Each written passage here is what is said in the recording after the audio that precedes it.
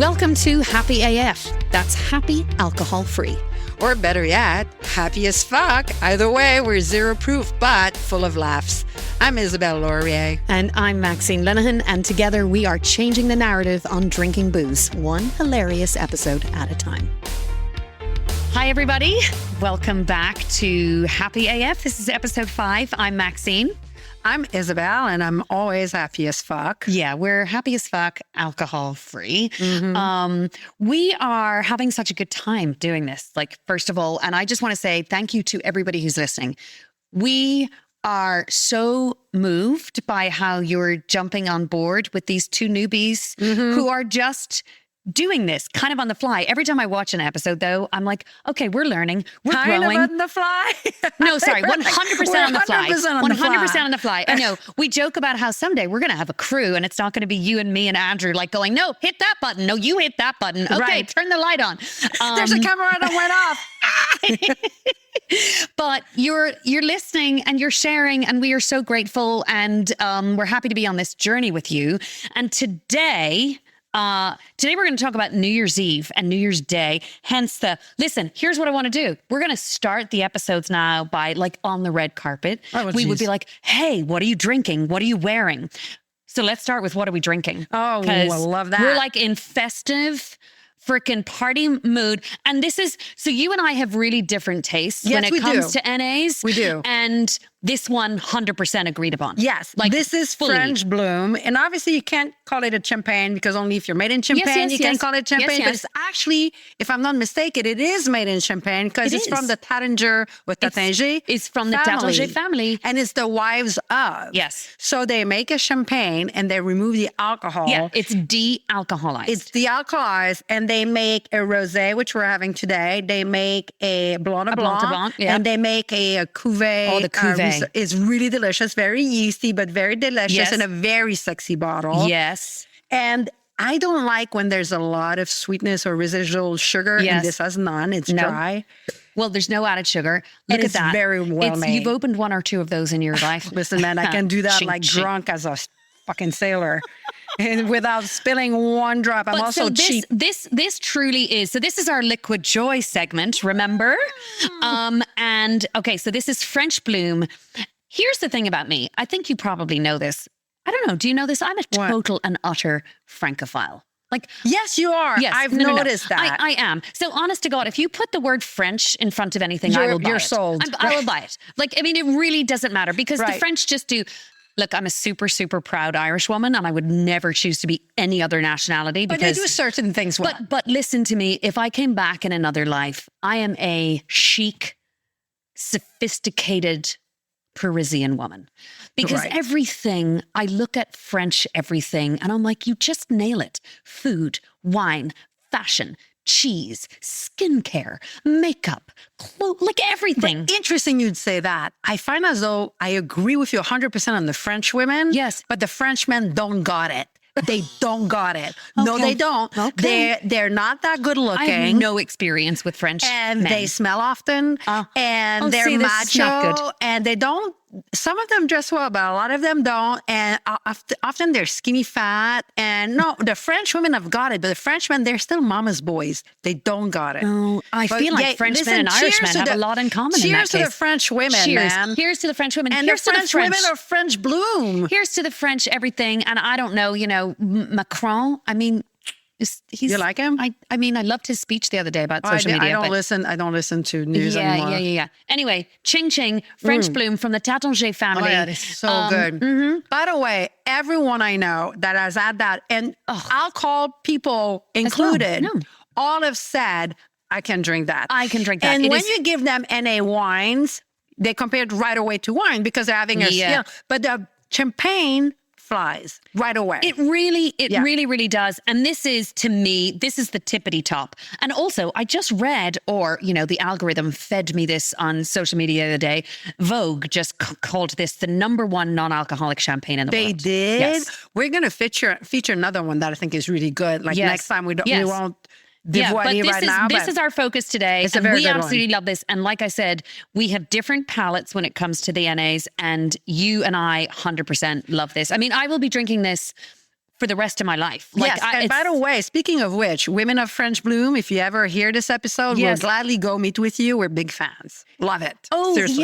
Yes. Well, listen, this is going to happen. This is going to happen. Man, cheers. We're going to meet the Women of French Bloom. Yeah, when we do our Netflix special, and it's going to be called Designated Drivers. Yeah, exactly. And we're on the road like Conan O'Brien. And, right. Yeah. And by the way, I would like to make correct an errata from the last episode. And an errata, it's like when you do knitting and then they put out a pattern and they realize they made a mistake. So not I made a mistake, but I made an omission. And I realized it this morning when I was taking my shower, and it is about non-alcohol stuff. Remember my story last episode about one of my worst hangover in London? Yes. Okay. Before you were meeting your mother-in-law. Right, correct. Yes.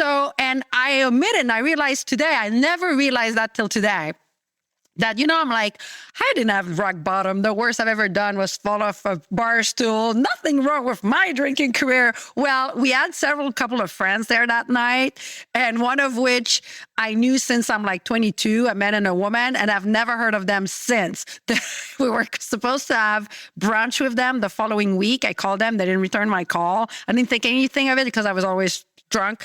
And it's been like 25 years. I invited them to my wedding and come. I never heard of them. And it was starting that night. So you did something that night. So I do have skeletons in my closet. So God only knows. Listen. I don't know what the fuck I said. Names? Maybe I can't even say. I'm too embarrassed. Okay, wow. Mathieu and Anne is all I'm going to say. If Mathieu and Anne are ever watching this, listen. Isabelle has something to say. I don't really want to know what I said or did, but whatever that was, I'm so super sorry. Okay, I love that. 25 years later, you made this recollection. All these years, I was like, this asshole. We were such good friends in university. You never spoke to me again. I don't understand. They're such snobs. I was like creating all this stuff in my head for 25 years up till today. When I was thinking about this episode, I was like, holy shit, that's the day they stopped talking to me. One of my worst hangover. Maybe there's a correlation. Maybe. I wonder if we're ever going to find out. Oh, well, God, you know where we live now. So... Well, listen, here's my next question to you is, what are you wearing? Because it is so fucking fantastic. So I can't even stand it. Actually, look. Oh, and it jingles. And this is not my boobies making this sound. It's actually my outfit. Oh, God, it that's jingles. amazing. So you're like a walking disco ball. Yeah, I should have worn my sunglasses. This is a lot of UV lights. No, I need the sunglasses. I'm looking at you. I know, right? Anthropology circa 2021, 2020. Oh, that's what it was. Love. It was COVID. I've never worn it. And you're online and you're Lacoste wearing the same PJs for like 6 days. And COVID, everybody's like, oh my God, I'm drinking so much more. And obviously I was going with the train. I was telling everyone, oh yeah, me too. But I was like, I'm not drinking a fucking drop more. I just finally have friends who are drinking as much as me. That can follow me. But you have all raised yourselves up to my standard. Right. So I'm like 5 a.m, like bored on the internet. It's COVID. I'm on Anthropology. And I saw that. And obviously I had no events to wear this. It's the middle of COVID. You don't need an event. You wear it at home. That's what I said. I was like, you know what? I'll just buy it. And maybe it'll make me happy. Yes. So now 5 years later is the first time I wear it. Oh my gosh, you've never worn it before today? There was never an event. I was always like, it's too much. My sister's been promoting me to wear it. And I put it on. She's like, man, it's cool. You see, I am also of the school of thought that nothing is too much. That's right. If it's for you, like I have been called too much my whole life. It's like, she's so extra. She's so too much. What does that mean, being too much? I'm too much what? Well, it's too much for the other person. Right. Really, it's really you're too small. I was going to say, maybe you're not enough. Yeah, you're not enough. And I am me. Right. And sometimes that really like bothers a certain kind of person. But and for a lot of our lives, we're told to shrink down to fit in. And you get to a place in your life where you're like, fuck that. I went out for dinner with a friend the other night and I waltzed in my beautiful coat with like a big, collar. And then I took the coat off and I'm wearing this gorgeous shirt that I have that's like sheer with embroidery and I have heels and fancy. And it was a Tuesday night, but we hadn't seen each other in forever. And I took off my coat and I sat down and she went, ugh. I was totally going to wear my lovely coat and and she said, and my thought was, I guess, whatever, it's Tuesday in Vermont. It'll be weird to dress up. And I'm like, but did you want to? And she was like, I did. I'm like, okay. So let's just do what we want. And not only that, it's like, to me, it's like my husband Brooks has impeccable taste. And he always like, let's say you go to very suave. Very damp. Yeah. And let's say you go to a wedding and you're like, oh, is that too fancy? He's always like, I'm wearing a tie. I'm wearing cufflinks. Yes. I'd rather be the only asshole that's overdressed than the guy underdressed, because at least I feel good. And he's right. And it's a show of respect. Like, you dressed up to go visit your friend on a Tuesday night in Manchester because your friend, you just said, I hadn't seen her in a long time. Yeah. This was a nice big deal for me. And I wanted to come up with my best foot forward. Right. To me, that's like, hey man, I put myself together for you and for me. And I think it's a show of respect. Well, and also I am all about be yourself. Absolutely. Do you know what I mean? Yes. I mean, I joke all the time. I'm like, I don't know. I may be wearing a ball gown to the event. And if I am, that is okay. Right. You don't have to match me. Correct. But don't judge me for like waltzing around in sequins. Correct. You know, I mean, sequins. But so I want to tell you and you're also all flashy also in and sequins. bright. I'm also in sequins. And I am rocking what I'm calling the sequins and sweatpants look today. Because we walked over here in the snow. Right. This is a little sequin jacket from, I'm going to say, Banana Republic. And same thing, haven't been able to wear it very much. And, you know, what is it about New Year's Eve and sequins? It's because you want to sparkle, right? You want to shine. Correct. So I'm a fan of, let's say, going into 2026, wear more sequins. Just shine. Let's just do more shiny And on things. that's why I gave you the gold mouthwash. Oh my gosh. I mean, I don't even know what I'm going to do with that, but we're gonna give it a try. I'm going to let you try it first. Right, I'll try it first. If my teeth, so just I'm like, it's going to turn my mouth for people gold. that are listening, my husband is helping a business who's doing gold mouth products. Toothpaste of gold, a gold toothbrush. So I'm going to try the toothpaste. If I still have teeth, Yes. I'll text Okay, you. yeah, I'm try the definitely letting you. mouthwash. I'm definitely letting Because you it's not FDA approved or anything like test that. There's no certification. They just winged it. They're like, oh shit, Let's put gold in let's it. put some fucking gold in it. How bad can it be, right? Well, and also people will buy anything, right? It's Correct. like, put gold in it. It's like Correct. me. If you put French in front of it, I'm buying it. That's right. So New Year's Eve, look, is it or is it not a massive either trigger or catalyst for over drinking, Right. catalysts for, just going too far and then, waking up on the first day of the new year laden with regrets. Right. Are you a New Year's person? Like what's New Year's for you? I'm not. So I've had a couple of like, you can't call yourself like a cool person or whatever. Not that I am, but when I was a kid, I like to think of myself as like, see my cool. Just back up. First of all, that's way too self-deprecating. You are most definitely one of the coolest fucking women I've ever met in my life. And I'm not alone in that thought. Right. No, thank you. You're just badass and cool. Thank you. It emanates from every part of your body. Well, wearing this is go on. emanating. But my point is like, so I did go to a few like New Year's Eve, like till 3 a.m, all that. You have to do that. It's a rite of passage. But personally, it's not my thing. I fucking hate it. Because here's the thing, even like when I was younger, like I started hating it a long time ago, like in my 20s. And here's why. You have all these, like, first of all, you have to wait till like 10 o'clock to have dinner. And I'm like, I'm fucking hungry. And if I'm eating at 7, I'm not just going to have a nibble because it's like alcohol. You start eating, you're like, and you finish eating and then you're not hungry at 10.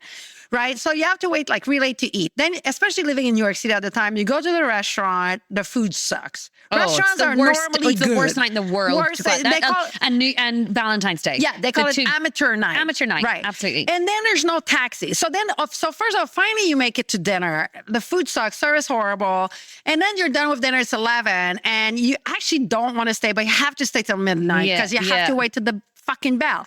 And it's always the worst weather. It's always like kind of rainy, snowy. It's never nice. Yeah. And then there's never any cabs, right? And you're wearing your cute outfit. You're freezing your ass off. You are now the Grinch that stole New Year's. I don't like New Year's. Like there's nothing about it that's redeeming. And I wouldn't drink and drive ever, right? So there's the whole like anxiety of like, I need to get a cab. How am I going to get a cab? And then there's the anxiety of, I don't want to be up at 3. But then if there's no cab at 1, then I have to stay. I just fucking hate it. So I usually do nothing on New Year's Eve. Wow. Which I love. But I will say, so I'll make and a nice Brooks are dinner. like at home, just okay. Making a nice dinner. But I will say that I had a few memorable New Year's Eve hangovers. I mean, like one of which come to mind. So it's like, also, like I woke up with still the wig on my head, and I was in my like 40s, and we had to go buy a mattress in Macy's because they were having like the discounts, big sale. Yeah. And that was one of those that you show up and you think you still have the sweats, the hangover, and you think you're hangover, but you're still drunk. Yeah. And like I remember like laying on one of the mattress, and Brooks was like, "That's it. You need to get up. You need to get up." You're like, you're in the store. Get up, Isabelle. And the guys at Macy's knew, like he could tell. He's a New Yorker. He's like, these two are like so hungover. So that was. But you're a New Year's Eve person. You like it. Listen. If you designate a day for a celebration, I am all in. No matter what it is. No matter, really and truly. I mean, I love a good celebration. Even Easter. Oh, what? Easter's my Easter favorite. Okay. We'll talk about. Oh my God! The color palette of Easter alone. Oh my God! I hate it. Pastels. Holy shit. Okay, that would be a separate. I have a deep hatred for Easter. Oh my gosh! Listen, we'll get to it in May and March. I love that our friendship came about because we are so similar in so many ways, but and then we have so many different outlooks on things. Envelope is different. So listen, I love all celebrations. I love New Year's Eve. Similarly to you, I've had some, same as Christmas, same as everyone. I've had some that were really, really pretty terrible. I'm trying to think like good ones. So I remember the millennium. Do you remember your millennium New Year's? Vaguely, yes. Now I remember that. I was still living in London at the time, and I remember that one. And then the rest of them are just like general party ones. Some stick out in my mind. So before we moved to Vermont, Andrew's recording studio. So Andrew, everyone who's listening, is my husband. He's a music producer, an engineer, and songwriter, and my partner in everything that I do. He's just a prodigy. And about everything he touches. He really is. He really is. Yeah. He is. But combined with like the sweetest, kindest, nicest man you've ever met in the whole world. Oh my God. And we met obviously in New York City, and his recording studio was on 48th and Broadway. So oh God. Like 2 blocks like from where the ball drops. Yes. Okay? I know exactly. And when we met first, he told me, he was like, okay, we met in February. So, we were actually engaged on the November of the year we met. Like it was a super fast situation. Wow. As he says, when you know, you know. Right. And we celebrated New Year's that year, and he was like, "Oh, I have a party at my recording studio," and literally, it was the 13th floor. Or the 12th floor. You're not allowed to have 13th floor in some of those buildings, but it was the 13th floor. There's just no 13th button on the elevator, and you out on the wraparound terrace, you look at the ball dropping. Like it's like literally, right there in front of you. And I would even loving New Year's, I was smart enough to know that you don't go anywhere near Midtown Manhattan on that day. Hell. And I lived in Hell's Kitchen my entire New York life, but over on the West Side. Right. Okay. So Ninth Avenue. Right. You just don't go near Times Square. Absolutely so not. Andrew was like, well, I have to be there really early in the day to set everything up. And you come, and he said, you're going to, at every block that you try to cross in, you're stopped by a cop. Because people, I mean, I didn't even know this. People go into Times Square like the day before and pee into bottles. Yuck. Why? Because they want to be close to the ball drop. This is a true thing. Okay, people, for those of you that are not from New York, don't pee in a bottle to be close to the ball. It's not worth it. You're going to get a better view on the television. So let me just tell you, the first New Year's Eve I did. Pee in the bottle? No, oh my God, no. I can't imagine you. Okay, spread them wipes. I mean, when you think about that, people have to do it in front of other people. And that's like, you do that kind of shit if you're going to go on Mount Everest, not to see a fucking bottle Not to see the ball drop in Times Square. Wow. Listen, no, you wouldn't have ever got me to Times Square on New Year's Eve if it wasn't for Andrew's studio. I understand. So, but sure enough, it took me what should be an 8-minute walk. probably an hour because you're stopped at every corner. And we had a special invitation that had the address of the studio and a telephone number so that the cop would have to call and verify so that you weren't just cheating your way into Times Square. Oh my God. Instead of being like the other minions and waiting for 24 hours and peeing in a bottle. So anyway, we got there, and I have to say that night, I remember watching the ball drop from the roof and literally looking at Andrew and going, that was the most anticlimactic fucking experience. It's not even worth it. I mean, it's not that great. I don't even feel like it's good on TV. No, it's not. not. It's one of those things where I'm like, it's just been hyped up to a place where I'm like, fireworks are way more impressive. And by the way, so since we're in a cancel culture kind of environment, so my dear friend Maxine here didn't mean to call you minions if you did pee in the bottle. Are we not allowed to say minions? You guys have definitely drank the Kool-Aid. You've drank the Kool-Aid, but we didn't mean that you were minions, really. Oh, okay. Well, you know, isn't Minions based on the TV thing? I'm just trying to be like a Gen Z and look like younger than my age by being politically correct. But it's just about someone who follows a crowd, right? Is that Sheep. Is that what a minion is? Actually, I don't know. Now we're going to have to Google what does a minion mean. Anyway, this is why someday we're going to have a producing team. So while we're talking, someone's going to have done this research and piped in with the information. But then it's not as fun. No, but they'll be like, hey, hey, I never called Maxine. My dad well endowed. If we had a researcher. No. That all happens. It's just we're given we're given up to the moment information. Fact checking. Got it. It's not a very popular thing these days. Fact checking. No. Here we go. Anyway, so that New Year's Eve was super, super anticlimactic. And then the other thing that blew my mind about that New Year's Eve was when the ball drops. We walked home back to our apartment. Maybe 45 minutes later, it was a ghost town. So the way it just empties out. That's it. Is just, it's insane. I would never, ever need to be anywhere near a ball dropping situation ever again. And speaking of New Year's Eve and alcohol and the 10 o'clock dinner, this is a very good reason. Another good reason I didn't like New Year's Eve. I still don't. But I don't know if you have the same situation. But let's say you're like, okay, I have to wait till like 9, 10 o'clock to have dinner and you're hungry. And I was not going to start drinking at 10. I'm still going to start drinking at 2. Right. You were going to say 5. You literally saw my mouth going for 5. Yeah, and you're like, no. That's 2, a nice answer. 2 in my case. So the thing, like even though like you just cultivate a buzz, in my case, I wouldn't be like falling over drunk by 10. Like by then I probably have like 6, 7 glasses of wine because you're pacing yourself because you're not eating. But when you get that, did you ever get that wine belly inside your stomach where there's no food that can suck it up? Right. Like that kind of wine buzz that it's too late and it's not a good buzz. No. It's like because you've done it on an empty stomach. Buzz. Yeah. And then there's no amount of food that can soak it up. And in my case, I couldn't also not stop drinking. Because then I would hit a weird low. Yes. So you have to keep drinking to try and maintain the buzz. Yeah, but you have that weird ass like empty stomach buzz that is you can't take back, and a weird like sour stomach that nothing is gonna. Yeah. It's just not like a yucky feeling.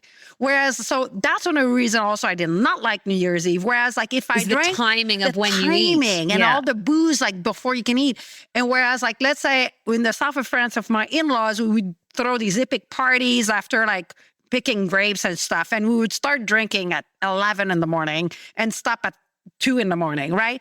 But I would never get that kind of uncomfortable drunk. I would just be drunk because you'd be eating all day. Yeah. So New Year's Eve did not have that advantage. Yeah. You know what I'm saying? Yeah. It's like a shitty drunk. And listen, it's like everything. We talk about this all the time. As you get older, your expectations of these celebrations changes because you what you want changes. When we moved to Vermont, the first couple of years, we used to have these dinner parties, which were amazing. And I would tell everybody, black tie, like get freaking dressed up.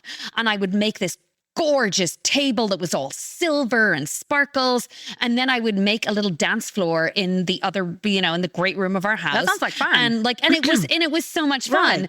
And so that was great. We changed how we do the holidays during COVID, actually. I think that was the first time we did it, where we've been living, this year we'll be living 10 years in Vermont. Oh, wow. And, I love Vermont so much. I can't ever imagine living anywhere else. I can't imagine raising kids anywhere else. Right. And I love it so much. But we have to be truthful. The winters are long. I'm Canadian, so well, you're okay. I'm fine with you're that. totally Right. used to it. Yeah. But for me, I definitely need, after having been here 5 or 6 years, I was like, okay, I need a little bit of sunshine. Right. At the end of the year. So the first couple of years, we were going to different places. Last year, for the first time, I went and fell in love with Miami. Really? I haven't been in years. Oh, that's right. You had quite of an interesting New Year's Eve there. I had an amazing New Year's Eve there. I mean, interesting highs and lows. Right. It was my first sober New Year's Eve. It was my first New Year's without alcohol.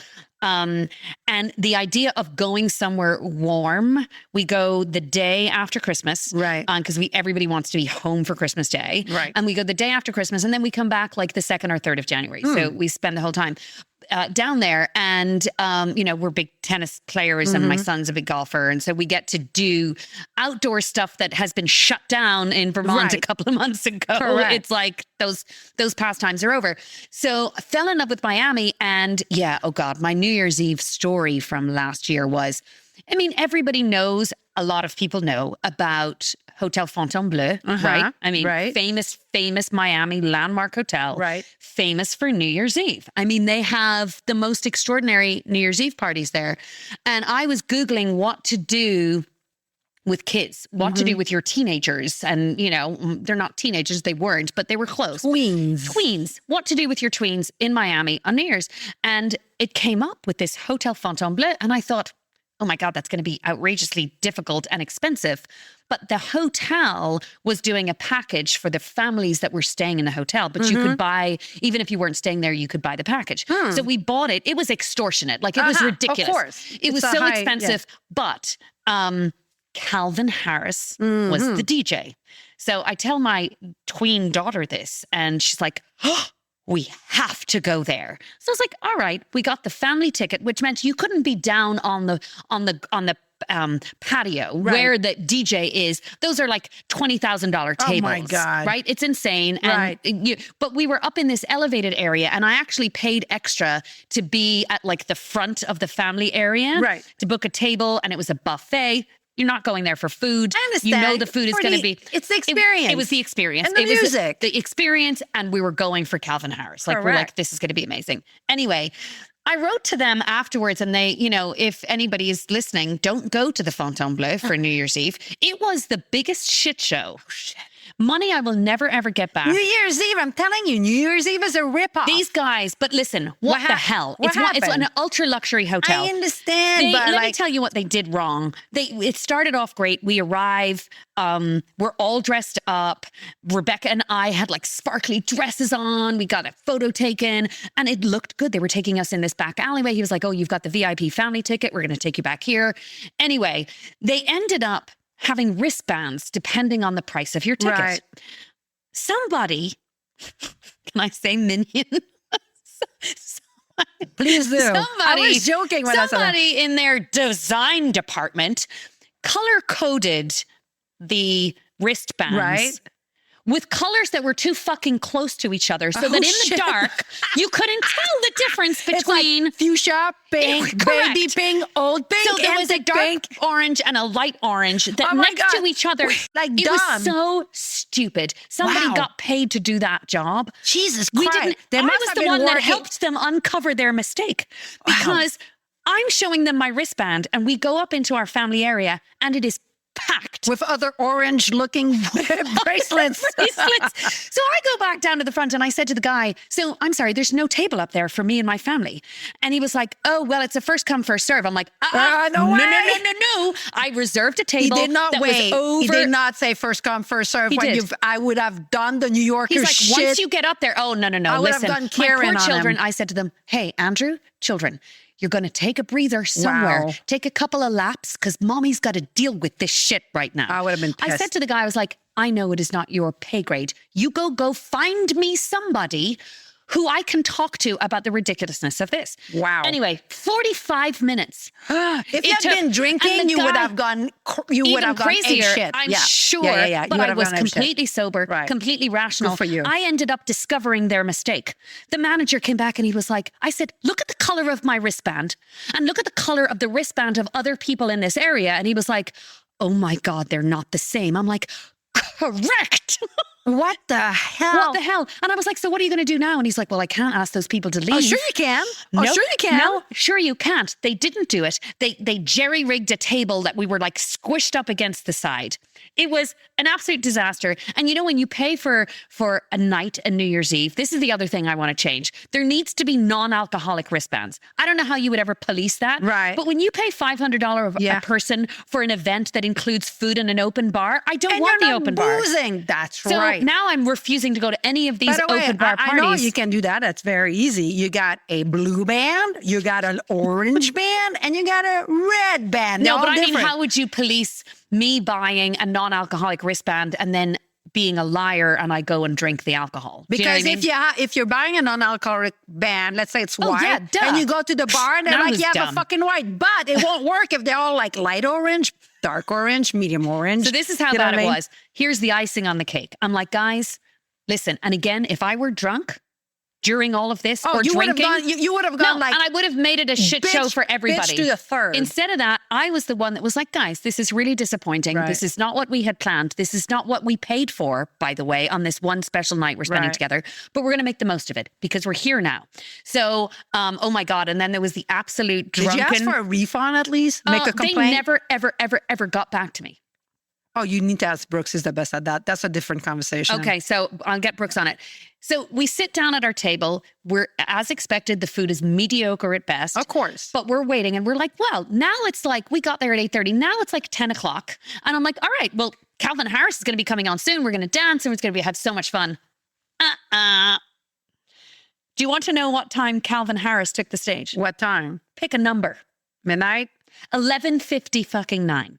Jesus, it's in 1 minute. It's midnight. Like, what? Isn't it not supposed to warm you guys up before the big event? No, there was some other guy warming us up. So the Wow. whole thing was such a massive letdown. How long was he there for? I don't know because we left. Yeah, like because at that there's- point it was like by You 12:30 did I was say- like over You it. did We say it were- was a family event. They Yes. should know that family with kids don't necessarily stay up till 3. no, and stay up to 3, but give us the headliner at least for 45 That's right. minutes Correct. before midnight. Right, absolutely. So it was the biggest disaster. Oh my We God. get out, we forget about it. It's like whatever. I'm like, when we get back home, I'm going to write to Hotel Fontainebleau in a very calm manner and say, let's just talk about color coding. Right. Okay. So let's talk about like easy let's stuff. talk about the primary colors. low-hanging fruit. Let's just talk about red, Wow. yellow, green, blue. That would be a good start. Let's start with those. And your varying shades of orange didn't fucking work. That's ridiculous. It was crazy. So that was that New Year's Eve. However, what I will say was that New Year's Day was the day I quit alcohol forever. Oh, that's right. But wait, you weren't drinking New Year's Eve, though. No, I wasn't drinking, but I was still on my second round of 75 hard. So I had not committed Got to it. lifetime Got alcohol it. free.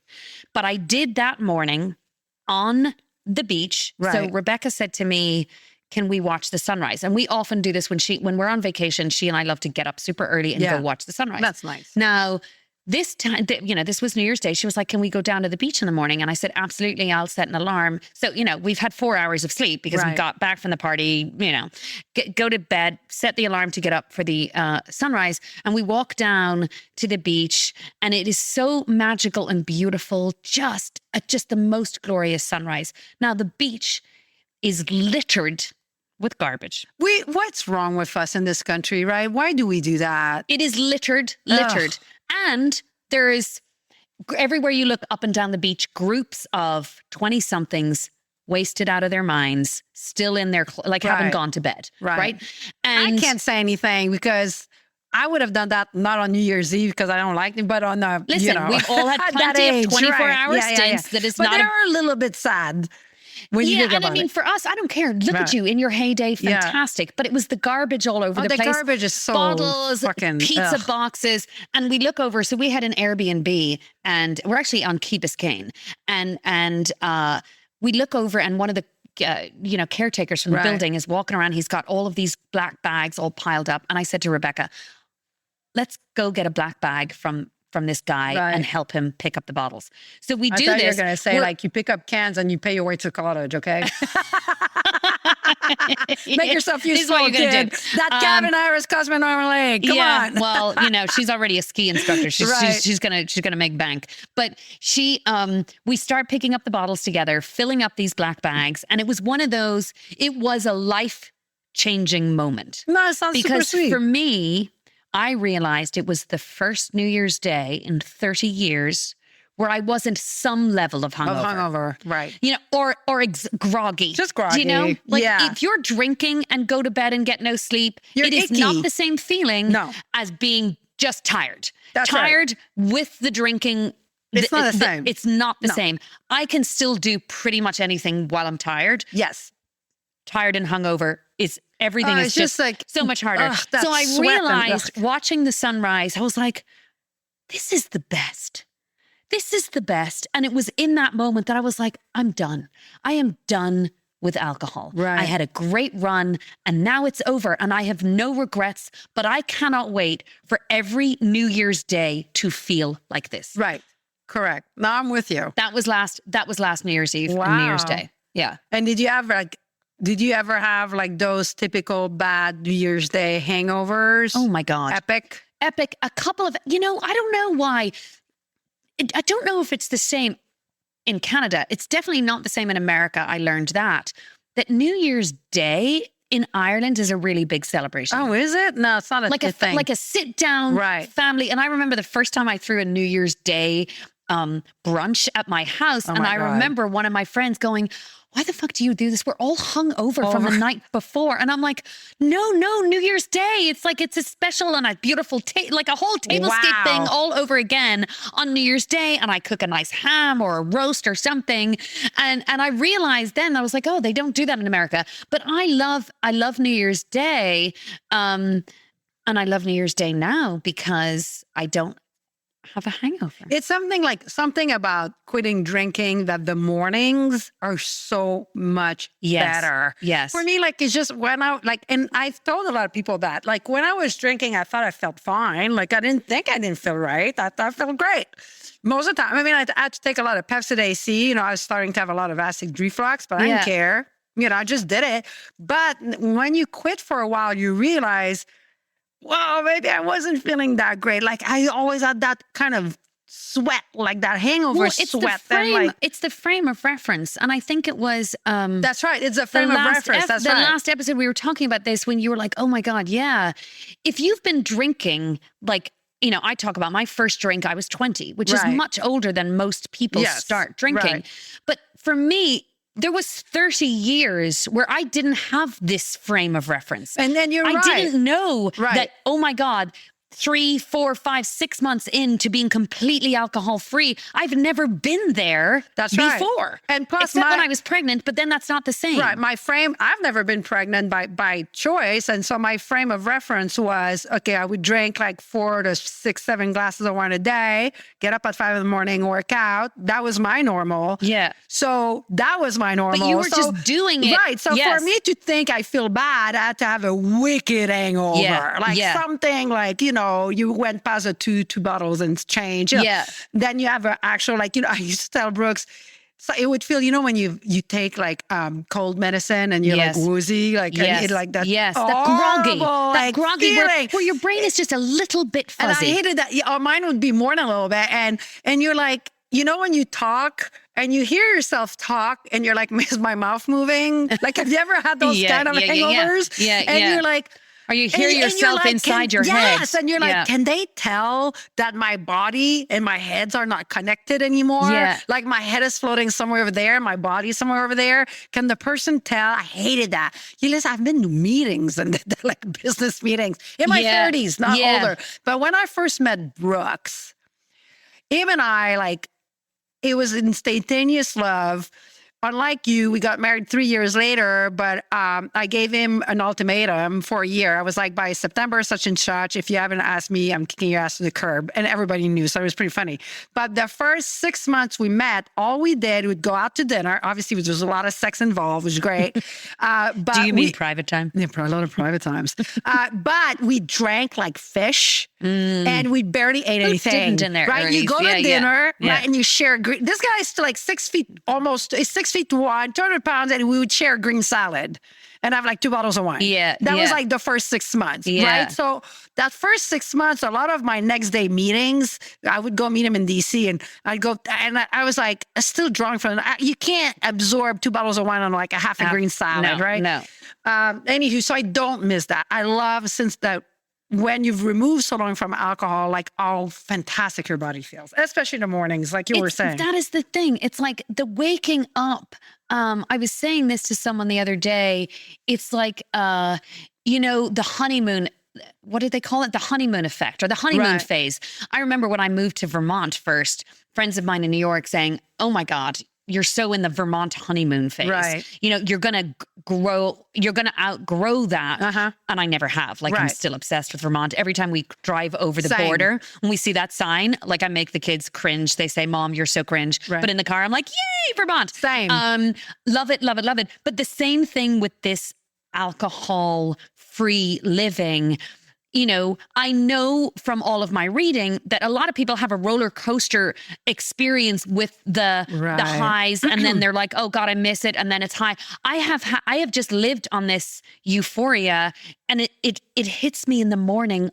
The mornings, yes, every morning. I'm like, whoa. Priscilla, our cohort on this podcast, who does all of our graphics and things, she was like, I just visualize you like busting open your drapes in the morning and sun shining in, and you're like, I'm like singing like the song of music. No hills are lost. Good morning. Good morning. But it's funny. I was thinking about that on the way here. Like when I was reading the Quitlet, there's a lot of if you decide to quit drinking or to moderate, and you start like oftentimes we're going to read or listen to podcasts because you need an out. Like you need other people that are living through what you're living, and so it creates expectations. And you're right. Like if some people will say like, oh, you'll feel happy all the time. And then someone's like, why am I not feeling this way? In my case, and the euphoria is definitely more in the morning, but in my case, I would read a lot of people losing a lot of weight. Obviously, I was not hoping to do that, but they would say, oh, and my friends saw me, like a lot of Quitlets would say, and everybody was commenting how much I look 10 years younger, or I look so much more healthier. And I so wanted that for myself. I so wanted everybody to tell me. And not a fucking person in a year and a half has ever said, you look so much younger. Your skin is so much brighter. So even like I would take it out of Brooks. Hey, Brooks, do I look younger to you? What? Do I like, look at me. Do you think it's been 6 months. I look younger? And be like, yeah, really? Like how many years? How many years would you say, like, it's the worst question to ask your husband because they're terrified about the wrong answer. Well, here's the thing. I would have been that person. But when I met you, you'd already quit drinking. Right, so I only know you alcohol-free. But I don't think that's even it. I think like everybody experiences different advantages. So it did not make me look different. I don't look younger. I haven't lost any wrinkles. My skin is not more glowing. I look the same fucking way I did. Bony, gray, wrinkled, right? But I had other advantages that they talk about, right? Yes. Like I had the euphoria and all that. So everybody has got to experience different things. But I am going to be your therapist right now. I'm going to go into the NPR voice. Oh, I love the NPR. Okay. It's super sexy. But Isabelle, let's talk about how you are talking about yourself. Okay, I take it back. How do you think about my American wrinkles right now? No, but I want to be serious for a moment. Right. You are thin.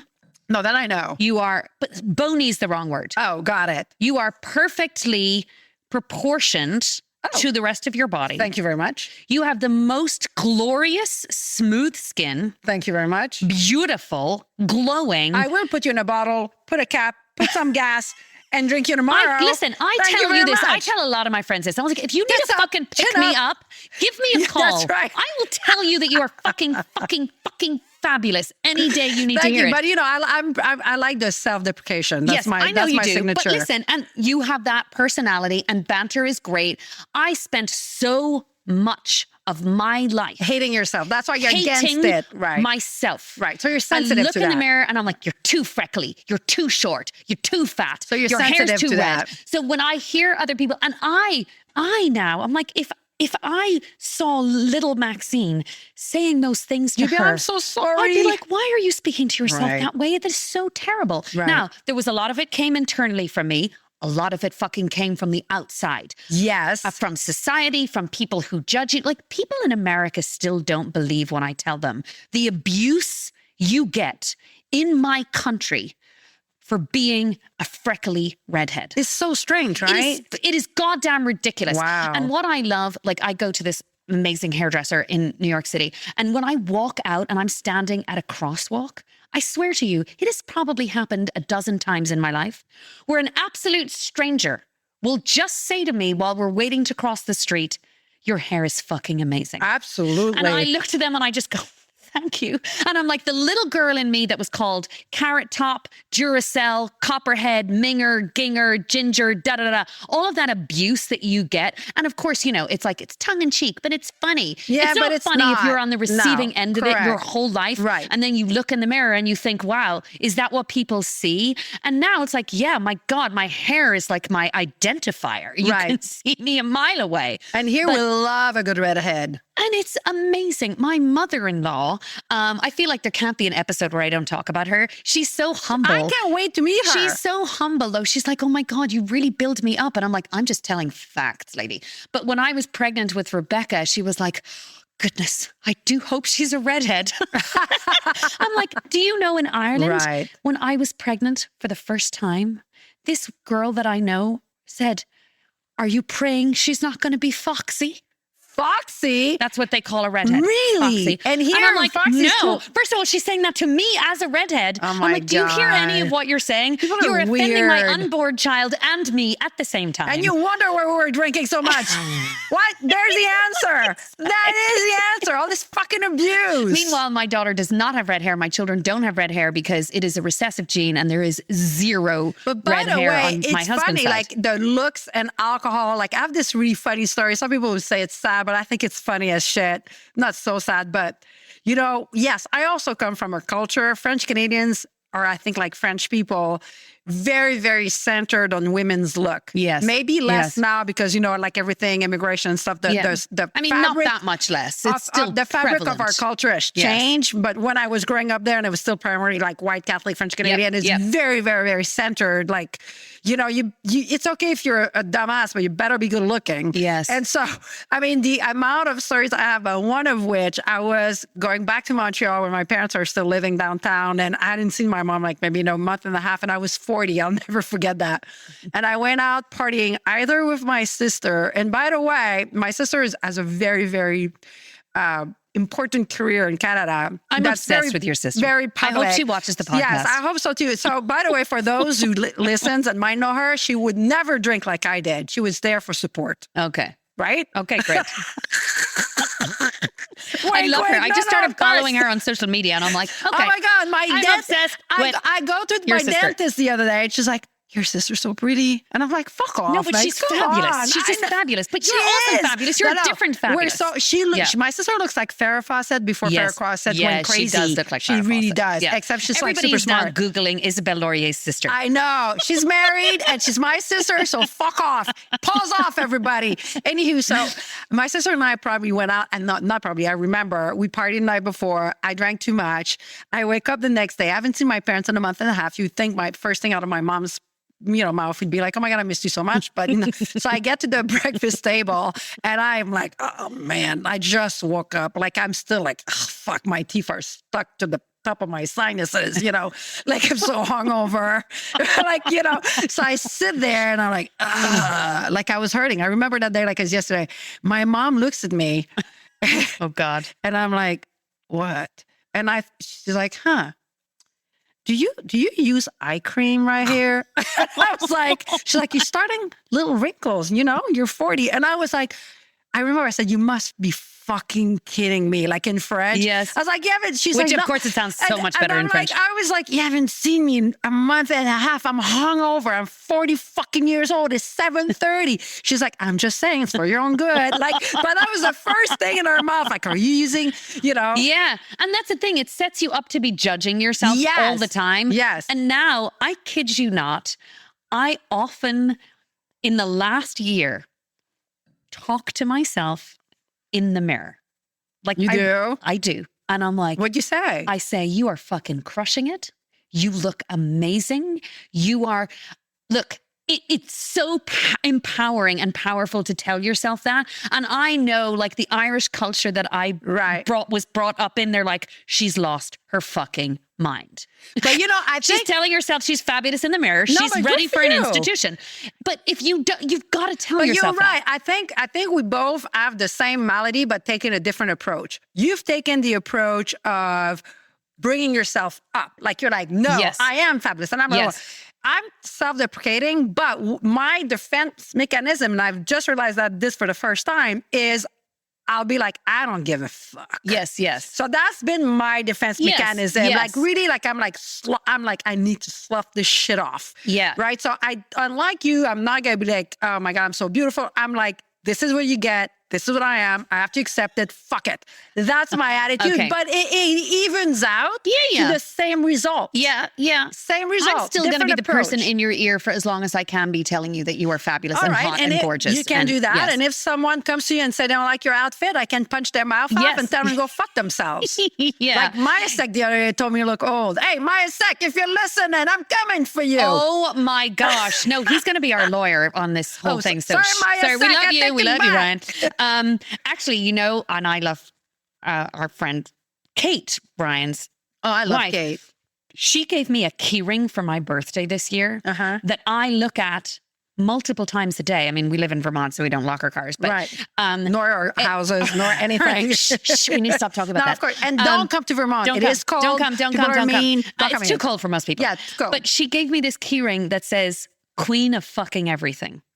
That's great. And it's like one of those, and then a friend of mine came to my house for dinner the other night and she brought me a candle, and it's this Tom Ford candle. I'm like, okay, so I love you because it was in this gorgeous box with a bow and everything. And I opened it and the candle literally says fucking fabulous. Or you're fucking fabulous. Right, that's and great. I'm like, so we just, it's women lifting up women, people lifting up people. More of it needs to happen. Yes. But when you are how we are feeling right now, so fucking good about ourselves. Right. It's easier. It's easier. Yes. It is easier. That's the roller coaster of beating yourself up. I remember looking myself in the mirror on a day that I was hungover, saying, you look gross, you look wrinkled, you look puffy, you are a disaster for drinking too much last night for the umpteenth time in your life. That person is gone. Right. That like alter ego awful person is gone. I never beat it's funny, in a lot of the quit lit, you see that people waking up the next day beating themselves up. Oh, I beat myself up so bad. I would look at myself and just be like, who is this? Right? And then just like, move on. Like, I didn't beat myself up, and then I would just keep on drinking and not think about it. Yeah. Right? But speaking of which, you wanted to also discuss friendships. And we're kind of talking about that with the New Year's Eve, when we're talking about we're friends to one another and our friends can lift us up and they can also destroy us. And you were bringing on our New Year's Eve is a time to celebrate our friends and their friends in our life. And as a matter of fact, and I don't know if that's a good segue for that, but I was telling you the other day that not drinking has actually made me a new friend in town.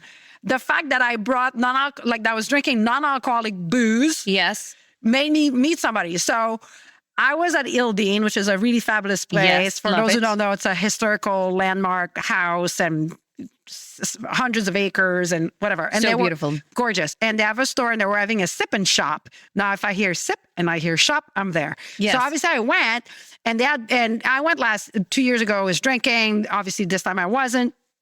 And so, but I brought my poison. I need to have wine. I don't want to drink soda stuff. Yeah. So I brought my own wine and my husband is so sweet because I bring like what looks like a purse, but it's not. And I stick my bottle in it. And by the way, the sip part is free at Hildane, right? So, but I'm walking around and So I look like I'm drinking wine, but whenever I think someone's not looking behind like a kiosk with decorations, I'm pouring myself some non-alcoholic wine because I don't want to look like a weirdo. First, I was like, I'm going to look cheap. And then I realized no, because it's free. Yeah. So then they're going to think she's fucking crazy or she's a snob. I'm guilty of the later, but the crazy, well, maybe that too. So anywho, but as I'm pouring myself wine, some guy is like, oh, I know what I'm talking. He's like, what's around there? And some guy saw me, right? I'm like, oh, so I was like, I'm so sorry. And he's across like decoration. I was like, no, it's not what it looks like. I don't drink and I wanted wine. This is non-alcoholic. And he's like giving me like the kind of wink, wink. Yeah. So I was like, I don't know this guy, fuck it. So I keep walking. He came over. Really nice guy. He starts shutting me and Brooks up. He's like, can I ask you what you're drinking? So I tell him, oh, it's non-alcoholic wine. I didn't feel like drinking toast, which is a proxy, which is delicious, but I wanted a wine. Yeah. So I brought my own, and he was like, whoa, that's really smart. He's like, I want to open a wine bar in town.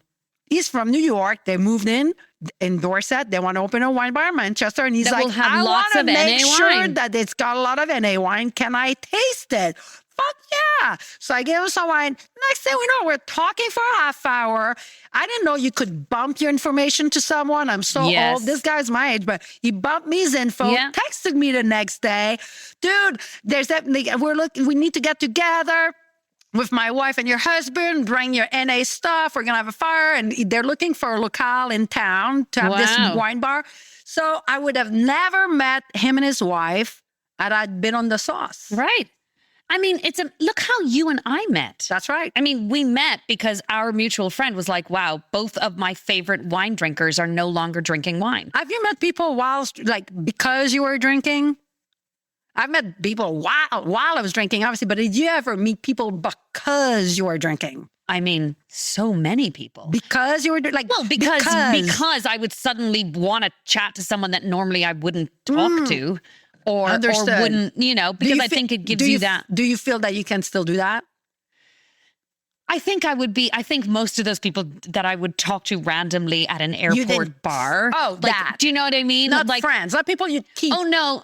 I mean, I've bonded with a lot of people over wine because I've been a wine collector for so much of my life. Right. But I am meeting more and more people now, new friends, when they hear I'm not drinking, they're like, oh, I don't drink either. And that's it's a different connection. Hildine, for example, like we know all the people there. We just need to say next sip and shop, folks. We need a non-alcoholic wine selection. Right. They did have a proxy, which is good, but I felt like wine. Yeah. You know what I mean? But it would be great. Yeah. I feel like we need to wrap up this episode. All right. And we're while wrapping we up the perfectly bottle. finish our bottle of French Bloom.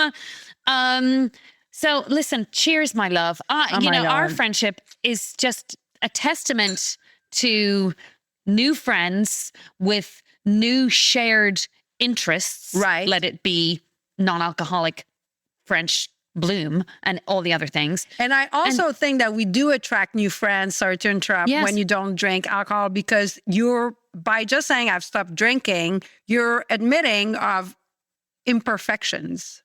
Yeah. Right? That you had to quit something because maybe it wasn't good for you or went down the wrong. Or I think the way I look at it is I have a lot of self-awareness now at this point in my life. Right. Where I'm like, I am aware now that alcohol is bad for me. Right. So I've stopped drinking it. And a lot of the women I have yet to meet a new male non-drinking friend. Right. But I have met a lot of women. And I think one of the big things that you share, I have noticed, is that self-awareness and health awareness. Right. And that you've put that as a major priority. And this is a decision when we are all making decisions constantly for other people that involve other people that are about life and work and family. This was 100% a decision for me. For ourselves. Correct. Well, Cheers to that, man. I love you, friend. I love you Here's too. to 2026. Thank you, everybody, for listening. Happy New Year. And we want to hear from you. So tell us your New Year's Eve stories, your great ones, your nightmare train wreck ones. Please follow along, happyafpodcast.com. We are building this fantastic community. We are so happy to have you on the journey with us. I'm Maxine. I'm Isabelle. Happy alcohol free. Happy as fuck. Love you. Bye. Thanks for listening to Happy AF. We hope you laughed, learned, and maybe thought twice about what's in your glass. Subscribe, share, and find out more at happyafpodcast.com. And until next time, don't forget, stay zero proof and always happy as fuck.